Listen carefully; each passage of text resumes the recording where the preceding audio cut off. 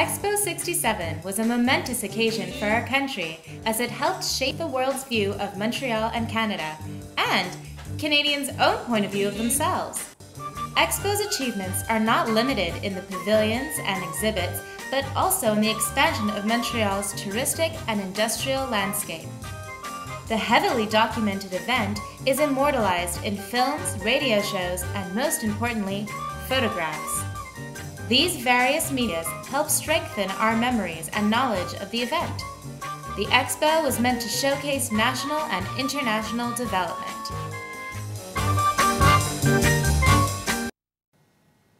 To celebrate Canada's centennial, photographers from all over Canada were commissioned to document events happening throughout the country. The idea was to capture Canada and its people during the centennial year, which coincided with Expo 67. The way Canada chose to be presented in the Expo is encapsulated by Frank Grant's photograph, Expo 67, Montreal, PQ. The photograph was taken under the authority of the Canadian Centennial Commission. Frank Grant's photograph documents the Canadian Pavilion, Katamavik, shaped like an inverted triangle. At the center of Grant's photograph is the focal point of the pavilion, which points downwards and leads the eye to the People Tree, a large sphere containing photographs of Canadians on a translucent nylon squares. Also captured in the photograph is the grandeur of the event as we see many people exploring the grounds of the fair. We also see Expo's mini rail at the bottom center of the photo, which was the connecting link between all the exhibits. The People Tree, created by the NFB, was meant to show Canadians in their daily lives. This Canadian photo album was an exhibit in which the public could interact with the images. The photo exhibition within our photo suggests that photography was a medium to display Canadian identity. These photographs were created with a subjective point of view, to show Canada in its most idealized form and present a positive image of the country to the world. The People Tree represents a link between the photo album of Canada and Canadians' own family albums.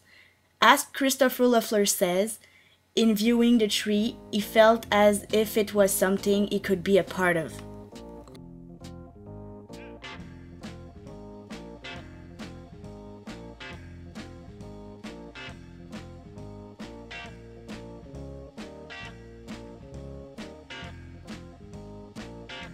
It was a wonderful summer. The weather was marvelous, as I remember, and everybody seemed to be happy and getting along together. That was the remarkable thing. The whole atmosphere was so good. You felt that everyone was enjoying the Expo, enjoying themselves, enjoying all these 44 house guests that I had in that period of time. So I was 11 years old in 1967, and I remember being in grade 5, and all through grade 5, all they would talk about is Expo and how incredible it was going to be.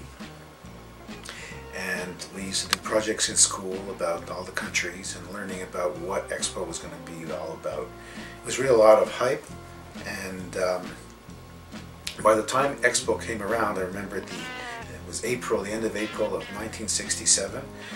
We watched the festivities on television, we watched the opening ceremonies. I remember my mother didn't want me to go near Expo that day because she was afraid of all the crowds that were going to be there, and she was right. It was incredibly crowded. But I remember going about 3 days later with one of my best friends, and believe it or not, at 11 years old I went by myself. The two of us got on the brand new subway, the Metro in Montreal, and which we had been riding all that past winter since it had just when it opened, and we went to Expo for our first visit. I'm holding my passport here, and it brings back a lot of memories. I remember the best part of the day was, of course, of how many, at 11 years old, how many stamps you could get by visiting every pavilion, and you wanted to fill up your passport with every country's stamp. Mon plus beau souvenir, c'était quand j'allais aussi avec mon père, parce qu'on était beaucoup de filles chez nous, puis mon père m'emmenait, j'étais toute petite, puis on allait manger au Saint-Hubert barbecue à la ronde, où il y a les pavillons, je ne sais pas trop. Puis là, il y avait une montagne de patates pilées avec un petit trou avec de la sauce. Là, ça, c'était le summum. On ne pouvait pas finir une plus belle journée, passer toute la journée avec mon père à l'Expo, puis on finissait avec nos petites patates pilées avec de la sauce.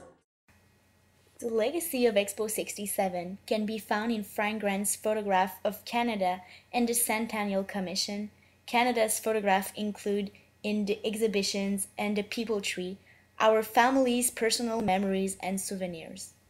There is no doubt that photography played a similar role in documenting and shaping Canada's ideas and memories of the centennial year. Habitat 67, Larose, our metro system, and the structures found on St. Helens Island are the industrial remains of Expo 67.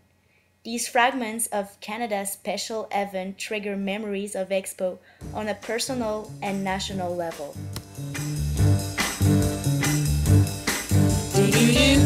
I'm coming home, baby, now. I'm coming home now, right away. I'm coming home, baby, now. I'm sorry now I ever went away. Every night and day I go and stay. I'm coming home, baby. Come on home. Coming home, baby, now. You know I'm waiting here for you. I'm coming home now real soon. You've been gone. Coming home, baby, now. You don't know what I'm going through. I'm coming home, I know.